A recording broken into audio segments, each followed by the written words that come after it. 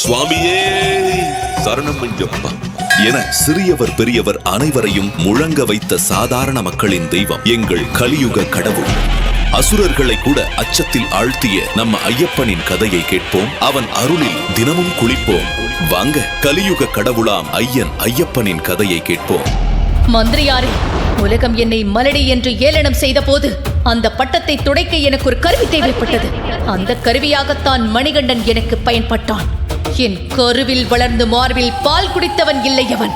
என் காலடியில் வளர்ந்த பகட்டு பொம்மை. என் வயிற்றில் உதித்த என் மகன் ராஜராஜன் மணிமுடி சூட வேண்டும் என்றால் மகுடம் தரிக்க ஆசைப்படும் அந்த மணிகண்டனின் தலையில் புலியின் நகங்கள் பதிய வேண்டும். நான் ஆடப்போகும் நாடகம் அது அவனை சொர்க்கத்தின் வாயிலுக்கு அழைத்துச் செல்ல போகும் மரண வலை.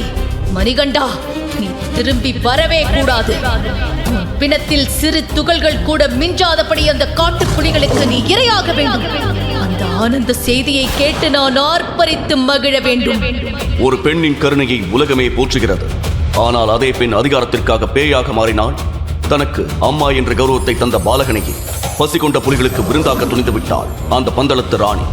இது வெறும் சதி அல்ல, ஒரு தெய்வீக பிறப்பின் மீது தொடுக்கப்பட்ட போர். மணிகண்டன் சுமந்து செல்வது வெறும் வில்லையும் அம்பையும் மட்டுமல்ல, தான் நேசித்த தாயின் துரோகத்தையும் சேர்த்துதான். முட்டாள் சிறுவன், புலிப்பால் எடுக்க போன எவனும் உயிருடன் வந்ததில்லை. இன்றுடன் பந்தளத்தின் வாரிசு போட்டிக்கு முடிவு வரும். மணிகண்டா, உன் அஸ்தி கூட அரண்மனைக்கு திரும்பாது. இது சாமி ஐயப்பா, சாமி சரணம் ஐயப்பா என்ற தெய்வீக முழக்கம் எப்படி உலகெங்கும் எதிரொலிக்க தொடங்கியது என்று சொல்ல போகும் ஐயப்பனின் கதை. வாருங்கள், பம்பை நதிக்கரைக்கு நம்மை அழைத்துச் செல்லும் இந்த தெய்வீக பயணத்தில் நீங்களும் சேருங்கள். இந்த கதையின் ஆரம்பம் பூவுலகில் அல்ல, தேவலோகத்தில். மகிஷாசுரன் என்ற வல்லாண்மை பொருந்திய அசுரன் வரம் செய்யப்பட்ட பிறகு அவனது சகோதரி மகிஷி ஒரு கடும் தவம் புரிந்தாள். பிரம்மதேவனிடம் ஒரு வரம் வாங்கினாள். சிவனுக்கும் விஷ்ணுவுக்கும் பிறக்கும் மகனால் மட்டுமே என் மரணம் நிகழ வேண்டும். இரு ஆண்களுக்கு புத்திரன் பிறக்க முடியாது என்ற உறுதியில் அவள் உலகங்களையும் அலைக்கழித்தாள். தேவர்கள் வாடினர், தர்மம் தலைவணங்கியது, மக்கள் கொடுமையை அனுபவித்தார்கள். அப்போது நடந்தது ஒரு தெய்வீக அதிசயம். பார்க்கடல் கடைந்து அமுதம் எடுக்கும் போது மகாவிஷ்ணு மோகினி என்ற அழகான பெண் உருவம் எடுத்தார். அந்த மோகினியின் அழகில் வாங்கிய சிவபெருமான் அவளுடன் இணைந்தார். கைலாயத்தின் வெண்மை நிற ஒளியும் வைகுண்டத்தின் நீல நிற ஒளியும் இணைந்தன. அந்த இரு தெய்வீக சக்திகளும் ஒரு தங்க நிற கருவாக உருமாறி பூமியை நோக்கி நட்சத்திரம் போல விழுந்தது. ஹரியும் ஹரனும் இணைந்து உருவாக்கிய அந்த சக்தி ஹரிஹர புத்திரன். மகிழ்ச்சியின் கொடுமையிலிருந்து உலகை காக்கவும் பக்தர்களை அருளொளியில் நிறைக்கவும் அந்த குழந்தை பம்பை நதிக்கரையில் அவதரித்தது. மேற்கு தொடர்ச்சி அலையின் அடர்ந்த மடியில் பம்பை நதி அதன் முழு வேகத்தில் ஓடிக்கொண்டிருக்கிறது. சூரியன் தனது கிரகணங்களை மெல்ல தணித்து மலைமுகடுகளுக்கு பின்னால் மறைய தொடங்கியிருந்தான். பந்தல தேசத்து மன்னர் ராஜசேகர பாண்டியன் சிறந்த சிவபக்தர், நீதியான ஆட்சியாளர். அன்று வேட்டைக்காக கானகத்திற்குள் நுழைந்திருந்தார். அங்கே ஒரு சிவன் கோவில் காணப்பட அந்த கோவில் வாசலில் குதிரையை நிறுத்திவிட்டு இறங்கினார் மன்னர். இறைவா, என் தேசம் வளம் பெற்று விளங்குகிறது, மக்கள் நலமாக உள்ளனர். ஆனால் என் அரண்மனை ஒரு குழந்தையின் சிரிப்பொலி கூட இல்லாமல் வாடுகிறது. என்னை ஏன் இப்படி ஆட்டி வைக்கிறாய்? உன் கருணைக்கு அருகதையற்றவனா நான்? என்ன, அந்த அடர்ந்த கானகத்தில் குழந்தை அழுகிறதா? மன்னர் சத்தம் அந்த திசையை நோக்கி ஓடினார். அங்கே அவர் கண்ட காட்சி அவரது வாழ்நாள் முழுவதும் மறக்க முடியாத ஒரு தெய்வீக தருணமாக மாறியது. ஆற்றின் ஓரத்தில் மென்மையாக வீசிய காற்றில் அசைந்தாடும் தாமரை மலர்களுக்கு நடுவே ஒரு பச்சிலம் குழந்தை. அக்குழந்தையின் மேனி நீலக்கடலின் நிறமும் உதயசூரியனின் பிரகாசமும் கலந்தார் போல ஜொலித்தது. அதன் கழுத்து ஒரு அழகான தங்கமணி மின்னிக் கொண்டிருந்தது. காட்டின் விலங்குகளும் அந்த தெய்வீக குழந்தையை பார்த்து அமைதியாக நின்று கொண்டிருந்தன. ஆஹா, இது என்ன அதிசயம்! காடு இக்குழந்தையை தத்தெடுத்து வளர்க்கிறதோ, அல்லது பம்பை நதி எனக்கு தரும் பரிசோ? மெதுவாக குழந்தையை கைகளில் ஏந்துகிறார் மன்னர். அந்த நொடியில் ஒரு திடீர் ஒளி பரவுகிறது. அந்த ஒளிச்சுடருக்கு நடுவே கருணையை வடிவமாக தோன்றுகிறார் ஒரு முனிவர். ராஜசேகரா, இக்குழந்தையால் உன் குறை தீரும், அகிலம் செழிக்கும். ஐயா, தாங்கள் யார்? அது முக்கியமில்லை மன்னரே. இந்த குழந்தை உமக்கு கிடைத்த வரம். மகிஷி என்ற அரக்கையின் கொடுமையிலிருந்து உலகை காக்க உதித்த மகாசக்தி. இவன் கழுத்தில் தங்க மணி மின்னிக் கொண்டிருப்பதால் இவனுக்கு மணிகண்டன் என்ற திருநாமமிட்டு வளர்த்து வாருங்கள். சரியாக 12 ஆண்டுகள் கழித்து இவனது அவதார ரகசியம் உலகுக்கு தெரியும். முனிவர் ஒரு மின்னலை போல மறைந்து போனார். மன்னர் ராஜசேகரன் பரவசத்தில் ஆழ்ந்தார். மணிகண்டனை அள்ளி அணைத்தபடி தன் அரண்மனை நோக்கி திரும்பினார்.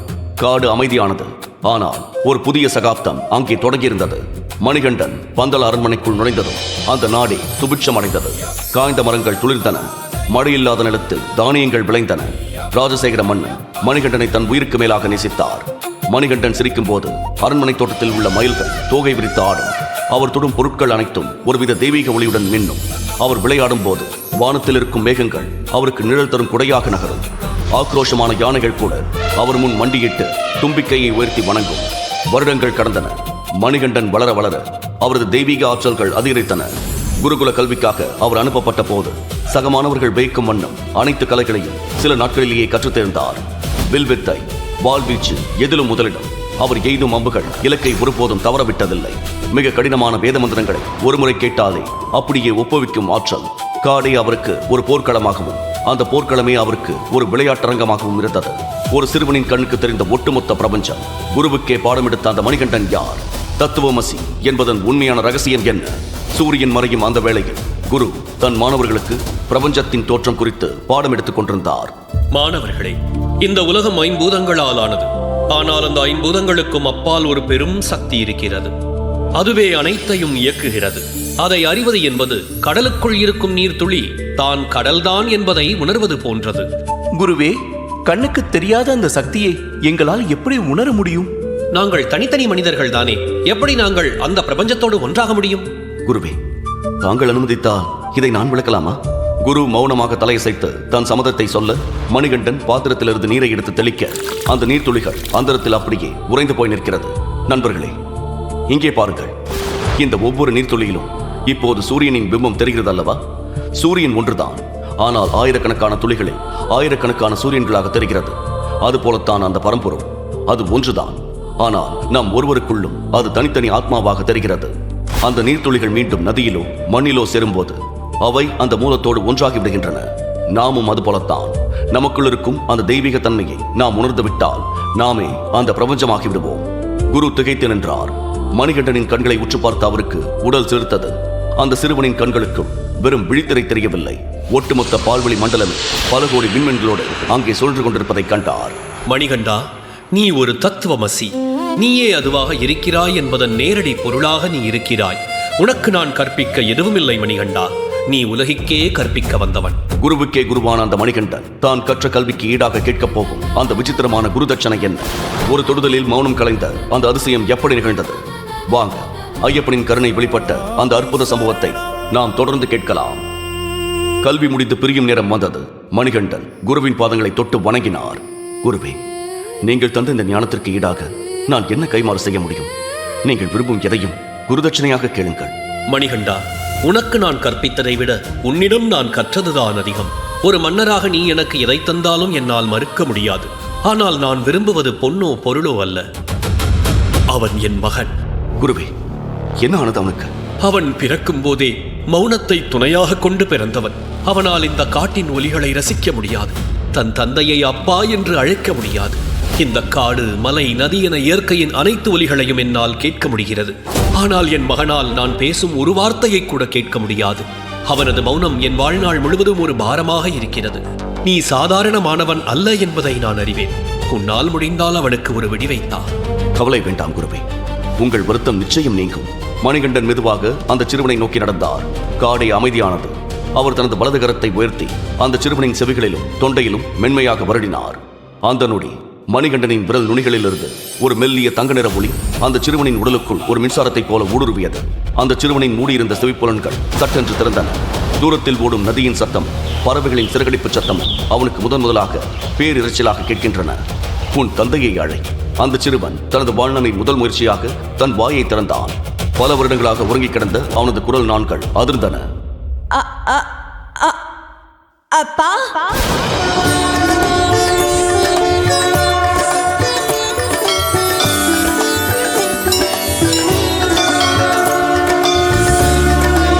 குரு ஓடி வந்து தன் மகனை கட்டிக்கொண்டார்.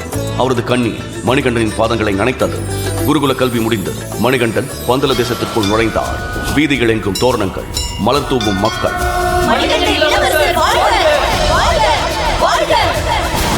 மகனே, நீ வீரனாக வருவாய் என்று நினைத்தேன். ஆனால் நீ ஒரு ஞானியாக திரும்பி இருக்கிறாயே. அனைவரும் கொண்டாடி கொண்டிருக்க அரண்மனை உப்பருகையில் நின்று மணிகண்டனை பார்க்கும் 2 ஜோடி கண்கள் மட்டும் வேறு விதமாக நோக்குகின்றன. ஒன்று ராணியின் கண்கள், தன் சொந்த மகனுக்கு என்ன ஆகும் என்ற பயத்தால் நடுங்கும் கண்கள். மற்றொன்று மந்திரியின் கண்கள், இரத்த சிவப்பான சூழ்ச்சியால் நிரம்பிய கண்கள். ஊமைக்கு பேச்சு கொடுத்தவனா? இவன் வெறும் போர் வீரன் மட்டுமல்ல, இவன் என் மாந்திரிகத்திற்கே சவால் விடுபவன் போலிருக்கிறதே. இவனை எதிலாவது சிக்க வைத்து எப்படியாவது அழிக்க வேண்டும். இதற்கிடையில் ராணிக்கு ஒரு சொந்த குழந்தை பிறந்திருந்தது. தன் மகனுக்கான பாதுகாப்பின்மையை ராணியின் மனதில் சிறுக சிறுக விதைத்தான் மந்திரி. ராணியின் அறையில் கவலை படர்ந்திருந்தது. மந்திரி மெதுவாக உள்ளே நுழைந்தான். அவன் கையில் ஒரு சிறிய கருப்பு நிற பேழை, அதிலிருந்து ஊதா நிற புகை வெளிவந்தது. பாருங்கள் ராணி, அந்த புகையில் தெரிவது உங்கள் மகனின் எதிர்காலம். மணிகண்டன் மணிமுடி சூட்டிக்கொண்டு அரியணையில் அமர்ந்திருக்கிறான். உங்கள் சொந்த மகன் ராஜராஜன் அவனது காலுக்கு கீழே கைதியாக கிடக்கிறான். மணிகண்டன் பந்தளத்தின் அரசனானால் உங்கள் ரத்தம் அவனுக்கு அடிமையாக காலடியில் நிற்கும். மந்திரியாரே, மணிகண்டன் என் மீது அளவற்ற அன்பு வைத்திருக்கிறான். அவன் அப்படி செய்ய மாட்டான். என் கைகளால் அவனுக்கு ஊட்டி இருக்கிறேன். அவன் என் மகன் இல்லையா? உண்மைதான் ராணி, அவன் நல்லவனாக இருக்கலாம். ஆனால் அவனை சுற்றியிருப்பவர்கள், அவனது பலம் பெருக பெருக அவனது ஆதரவாளர்கள் உங்கள் மகனை ஒரு தடையாக கருத மாட்டார்களா? இன்று அன்பாக இருக்கும் மணிகண்டன் நாளை அரியணையில் அமரும்போது வரலாற்றில் எத்தனையோ தம்பிகள் அண்ணன்களால் கொல்லப்பட்டிருக்கிறார்கள். இந்த வார்த்தைகள் ராணியின் மனதில் ஒரு சிறிய விரிசலை உண்டாக்கின. தன் மகனின் பாதுகாப்பு குறித்த பயம் அவளை ஆட்கொண்டது. மகாராணி, ஒரே ஒரு வழிதான் இருக்கிறது. நீங்கள் ஒரு தீராத நோயால் பாதிக்கப்பட்டது போல நடியுங்கள். நான் தரும் இந்த மருந்து உங்கள் உடலை தகிக்கும்படி செய்யும். வைத்தியர்கள் வந்து புலிப்பால் மட்டுமே மருந்து என சொல்வார்கள். மணிகண்டன் தன் தாயின் மீது வைத்திருக்கும் அன்பை அவனுக்கு எதிராக பயன்படுத்துவோம். அவன் வீரத்தை காட்ட காட்டுக்கு செல்வான். அதன் பிறகு புலிப்பால் எடுக்கப் போன எவனும் இதுவரை திரும்பியதில்லை ராணி. விதி இவ்வளவு கொடூரமானதா? தொட்டிலில் தூங்கும் தன் மகனை பார்க்கிறாள். அவனுக்காக, அவனது எதிர்காலத்துக்காக அந்த கொடூரமான முடிவை எடுக்க முடிவு செய்கிறாள் ராணி. சரி மந்திரியாரே, அவன் மரணத்தில் தான் என் மகனின் வாழ்வு பிறக்கும் என்றால் அப்படியே நடக்கட்டும். என் மகனின் வாழ்வுக்காகத்தான் இந்த பாவத்தை சுமக்கிறேன். அந்த மணிகண்டன் மரணகண்டனாகட்டும். அந்த பெரும் துரோகம் நிகழ்ந்த அந்த நொடியில் அரண்மனைக்கு வெளியே ஒரு பெரும் இடி இடித்தது. மணிகண்டன் வளர்க்கும் குதிரை கனைத்துக் கொண்டு நிலை கொள்ளாமல் துள்ளியது. இயற்கை அந்த பெரும் துரோகத்தை எதிர்த்தது. ஆனால் விதியின் விளையாட்டை யாரால் தடுக்க முடியும்? இந்த சூழ்ச்சி நடந்து கொண்டிருக்கும் போதே மணிகண்டன் தனது அறையில் தியானத்தில் இருந்தார். அவருக்கு எல்லாம் தெரிந்தது. தாயின் மனமாற்றம், மந்திரியின் சூழ்ச்சி, தனது வாழ்வில் காத்திருக்கும் புயல், எல்லாவற்றையும் அவர் உணர்ந்தார். ஆனால் அவர் கண்களில் பயமில்லை, வலியில்லை. ஏனென்றால் இதுவும் விதியின் ஒரு பகுதி என்பதை அவர் அறிவார். மகிழ்ச்சியை வதம் செய்ய வேண்டும். அதற்கு முதலில் இந்த கானக பயணம் நடக்க வேண்டும். அரண்மனை முழுவதும் துக்கத்தில் மூழ்கியிருந்தது. மகாராணி படுக்கையில் படுத்திருக்கிறார். மந்திரியின் மாய மருந்தால் அவரது உடல் கனலாக கொதிக்கிறது. முகம் வெளுத்துப் போய் மூச்சையுடவே சிரமப்படுவது போல் காட்சியளிக்கிறார். மன்னர் ராஜசேகரன் ராணியின் கைகளை பிடித்தபடி கலங்கி போய் அமர்ந்திருக்கிறார். தலைமை மருத்துவரே, என்ன இது? எத்தனையோ போர்க்கள காயங்களை குணப்படுத்திய உங்களால் ஒரு சாதாரண காய்ச்சலை குணப்படுத்த முடியவில்லையா? மன்னிக்கவும் மன்னா, மகாராணியை தாக்கி இருப்பது ஒரு விசித்திரமான நோய். இதற்கு நிலத்தில் உள்ள எந்த மூலிகையும் மருந்தாகாது. இதற்கு ஒரே தீர்வுதான் இருக்கிறது. அதனால் அதை சொல்வதற்கே நான் அஞ்சுகிறேன். தயங்காமல் சொல்லுங்கள் வைத்தியரே. என் அன்னையின் உயிர் காக்க எதையும் செய்ய நாங்கள் தயார். இளவரசே, இதற்கு புலிப்பால் மட்டுமே மருந்து. அதுவும் குட்டிகளை என்ற சினையுள்ள பெண் புலியின் பால் வேண்டும். ஆனால் அடர்ந்த கானகத்திற்குள் சென்று சினையுள்ள புலியிடமிருந்து பால் கொண்டு வருவது என்பது சாத்தியமே இல்லாத ஒன்று. புலிப்பாலா? இது என்ன கொடுமை! என் ராணியை நான் இழக்க வேண்டுமா? தந்தையே, வருந்தாதீர்கள். என் அன்னை நலம் பெறுவதற்காக எவ்வளவு பெரிய ஆபத்தென்றாலும் அதை சந்திக்க நான் தயங்க மாட்டேன். மருத்துவர் கேட்கும் புலிப்பாலை நான் கொண்டு வருகிறேன். இப்பொழுதே நான் காட்டிற்கு புறப்படுகிறேன். மணிகண்டா, நீ என்ன பேசுகிறாய் என்று உனக்கு தெரிகிறதா? வைத்தியர் சொன்னது வெறும் மருந்தல்ல, அது மரண கட்டளை. காட்டில் சாதாரண புலியை காண்பதே ஆபத்து. அதிலும் குட்டிகளை ஈன்ற சினையுள்ள பெண் புலியின் அருகே போவது தற்கொலைக்கு சமம். வேண்டாம் மகனே, நீ எனக்கு வாரிசு மட்டுமல்ல, என் உயிர். உன்னை அந்த புலி வாயில் தள்ள என்னால் முடியாது. தேவைப்பட்டால் நமது சிறந்த படை வீரர்களை அனுப்புகிறேன். அவர்கள் வேண்டுமானால் காடுகளுக்கு செல்லட்டும். ஆனால் நீ போகக்கூடாது. இது என் ஆணை. தந்தையே, பகையை வெல்லத்தான் படைகளை அனுப்ப வேண்டும். தாயின் நோயை தீர்ப்பது தனையனின் கடமை. என்னை தடுக்காதீர்கள். இது வெறும் புலிப்பால் தேடும் பயணம் அல்ல. என் அன்னைக்காக நான் எடுக்கும் தவம். கானகம் எனக்கு புதியதல்ல. விலங்குகள் எனக்கு அந்நியம் அல்ல. உங்கள் ஆசையும் அன்னையின் பாசமும் எனக்கு துணையாக இருக்கும் போது காலனே வந்தாலும் என்னை தடுக்க முடியாது. என்னை நம்பி வழியனுப்புங்கள் தந்தையே. உங்கள் மணிகண்டன் புலிப்பாலுடன் வெற்றியோடு திரும்புவார். வேறு வழியின்றி மன்னர் சம்மதித்தார். மணிகண்டன் ஒரு வில், அம்பு மற்றும் இருமுடி எடுத்துக்கொண்டு அரண்மனை வாசலுக்கு வந்தார். மணிகண்டன் அரண்மனை படிகளில் இறங்கிச் செல்லும் போது வானத்தில் மேகங்கள் கலைந்து ஒரு பிரகாசமான ஒளி அவர் மீது விழுந்தது. மந்திரி உப்பருகையில் நின்று மறைந்து போகும் மணிகண்டனின் உருவத்தை பார்த்து வஞ்சகமாக சிரித்தான். ஆனால் காடு தன் தலைவனின் வருகைக்காக காத்திருப்பது போல மரங்கள் காற்றில் அசைந்து சத்தமிட்டன. பெற்ற பிள்ளை மீது இருந்த பாசத்தால் தான் பெறாத பிள்ளையை காட்டிற்கு அனுப்ப துணிந்தாள் அந்த தாய். மந்திரி விரித்த அந்த மாயவலையில் சிக்கியது மணிகண்டனா, இல்லை பந்தல தேசத்தின் தர்மமா? இதுவரை ஒருவன் கூட உயிரோடு திரும்பாத அந்த மரணப்பாதை மணிகண்டனுக்காக ஒளித்து வைத்திருப்பது எதை? அங்கே மணிகண்டனுக்காக காத்திருப்பது சிறையுள்ள பெண் புலியா, இல்லை அவதார நோக்கத்தை நிறைவேற்ற துடிக்கும் காலத்தின் கட்டளையா? மணிகண்டன் கையில் ஏந்திய அந்த வில் யாருடைய ரத்தத்தை கேட்கப் போகிறது? புலிப்பால் என்பது தன்னை அழிக்க நினைக்கும் எதிரிகளுக்கு வெறும் சாக்குதான் என்று தெரிந்திருந்தோம். அந்த தெய்வீக பாலகன் புன்னகையோடு காட்டுக்கு போனது ஏன்? மகிஷிக்கும் மணிகண்டனுக்கும் இடையே நடக்கப் போகும் அந்த பிரம்மாண்ட இறுதி போர் எப்போது? அதில் நடக்கப் போவது என்ன? இந்த கேள்விகளுக்கு பதில் தெரிஞ்சுக்கணுமா? வாங்க, கலியுக கடவுளான ஐயப்பன் நிகழ்த்திய அற்புதங்களை தொடர்ந்து கேட்கலாம். எருமேலி காடுகள் அன்று ஒரு விசித்திரமான மௌனத்தில் ஆழ்ந்திருந்தன. மகிஷி அந்த அரக்கி தன் அகந்தையால் அண்ட சராசரங்களையும் நடுங்க வைத்துக் கொண்டிருந்தாள். அப்போது அவள் முன்னே வந்து நின்றான் ஒரு சிறுவன். அவன்தான் ஹரிஹர புத்திரனான மணிகண்டன். ஹே சிறுவனே, என்ன துணிச்சல் உனக்கு? பாலில் முகம் கழுவ வேண்டிய வயதில் பாரே நடுங்கும் இந்த அரக்கியின் முன்னால் வந்து நிற்கிறாயே. பந்தளத்து இளவரசன் என்பதால் வந்த ஆணவமா? ஓடிப்போய் விடு சிறுவனே, இல்லையே உன் அன்னைக்கு பிள்ளை இல்லாமல் போய்விடுவாய். மகிஷி, நான் வந்தது உன்னை பார்த்து பயந்து ஓடுவதற்காக அல்ல, உன் ஆணவத்தை அடக்க. நீ அழியும் நேரம் நெருங்கிவிட்டது. நீ என்னை அழிக்கப் போகிறாயா? அற்ப சிறுவனே, யாரிடம் வந்து சவால் விடுகிறாய்? தேவேந்திரனே என் காலடியில் கிடக்கிறான். யமதர்மனோ என் உருவம் கண்டு நடுங்குகிறான். 33 தேவர்களும் என் முன்னே வரவே துணிச்சலின்றி ஓடி ஒளிந்து கொண்டிருக்கிறார்கள். உண்மை இப்படி இருக்க, அரியா சிறுவன் நீ என்னை வெல்லலாம் என்று மனப்பால் குடித்து வந்தாயா? உன் குருதியை குடித்து உன் விதியை இன்று மாற்றி எழுதுகிறேன். வா! மகிஷி தன் பாதங்களை பூமியில் ஓங்கி மிதிக்க பூமி அதிர்கிறது. மலைகள் சரிந்து பொடி பொடியாகிறது. மணிகண்டன் அவள் சவாலுக்கு தன் ஆயுதத்தால் பதில் சொல்ல முடிவு செய்தார். மகிஷி ஒரு மலையாக திரண்டு ஆகாயத்தையே மறைக்கும் உருவம் கொண்டு தாக்க வந்தார். அவளது ஒவ்வொரு அடியிலும் பூமி பிளந்தது. ஆனால் மணிகண்டன், அந்த பிரபஞ்ச நாயகன், புன்னகை மாறாமல் நின்றார். அவர் வில்லை நானேற்றிய அந்த நொடி சூரியனின் பிரகாசம் அந்த வில்லில் குடியேறியது. அது வெறும் அம்பல்ல, மகிஷியின் விதியை முடிக்க பிறந்த அக்னி பிழம்பு. யுத்தம் தொடங்கியது. மகிஷியின் மாய உருவங்கள் ஆயிரமாக தோன்ற மணிகண்டனின் ஒரே ஒரு அம்பு அவை அனைத்தையும் சாம்பலாக்கியது. மகிஷி நிலை குலைந்தார். அவளது அகந்தை சரிந்தது. மின்னலென பாய்ந்த மணிகண்டன் அவளது மார்பில் ஏறி ருத்ரதாண்டவம் ஆடிய அந்த நிமிடம் அதர்மத்தின் வேர்கள் அறுத்தெறியப்பட்டன. காடே அதிர்ந்தது. பூமி பிளந்தது. மகிஷியின் மாயாஜாலங்களை மணிகண்டனின் அம்புகள் சுக்குநூறாக்கின. இறுதியில் ஹரிஹர புத்திரன் விஸ்வரூபம் எடுத்தார். மின்னலென பாய்ந்து அந்த அரக்கியின் மார்பில் ஏறி ருத்ரதாண்டவம் ஆடினார். மகிஷியின் உயிர் பிரியும் போது அவள் இதயம் பிளந்து அதர்மம் வீழ்ந்தது. அங்கே ஒரு அதிசயம் நிகழ்ந்தது. ரத்தமும் சதையுமாக கிடந்த மகிஷியின் உடலிலிருந்து ஒளியே வடிவாக தோன்றினாள் லீலாவதி. அவளது சாபம் நீங்கியது. மணிகண்டனின் பேரழகில் மயங்கிய அவள் அவர் பாதங்களில் விழுந்து உருகினாள். சுவாமி, உங்களையே என் கணவனாக அடைய விரும்புகிறேன். இந்த அபலையை ஆட்கொள்ளக் கூடாதா? லீலா, என் பிறப்பின் நோக்கம் வேறு. நான் நித்திய பிரம்மச்சாரியாக சபரிமலையில் தவம் இருக்கப் போகிறேன். ஆனால் உனக்கு ஒரு வாக்கு தருகிறேன். எந்த ஆண்டு கன்னிச்சாமிகள் சபரிமலைக்கு வராமல் இருக்கிறார்களோ அன்று உன்னை மணக்கிறேன். இது அந்த தெய்வீகமிட்ட நிபந்தனை. இன்றும் மாளிகபுரத்தம்மனாக அவள் காத்திருக்கிறாள். அந்த ஒரு நாளுக்காக மகிஷியை வதம் செய்த மணிகண்டன் புலி வாகனத்தில் பந்தல தேசத்திற்குள் நுழையும் போது அந்த மந்திரி என்ன ஆனான்? தன் மகனை பலி கொடுக்க துணிந்த அந்த தாய் தன் தவறை உணர்ந்து கதறிய அந்த தருணம் எப்படி இருந்தது?